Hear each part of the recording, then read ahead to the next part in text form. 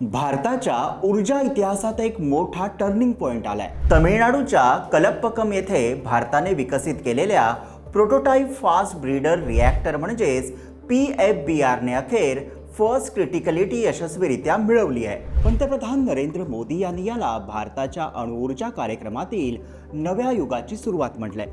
कारण ही साधी अणुभट्टी नाही, तर अशी अणुभट्टी आहे जी वीजही तयार करते आणि त्याच वेळी नवे अणुइंधनही तयार करते, म्हणजेच एक प्रकारे फ्यूल बनवणारा रिॲक्टर। आणि म्हणूनच अनेक तज्ञ म्हणतायत ही तंत्रज्ञानातील झेप भारतासाठी ऊर्जा स्वावलंबनाचा मोठा दरवाजा उघडू शकते। पण नेमकं हे PFBR आहे तरी काय? हे सामान्य अणुभट्ट्यांपेक्षा इतकं वेगळं कसं आहे?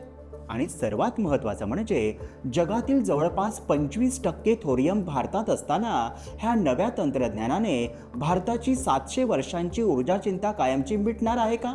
हा संपूर्ण व्हिडिओ पाहण्यासाठी आमच्या YouTube चॅनलला भेट द्या।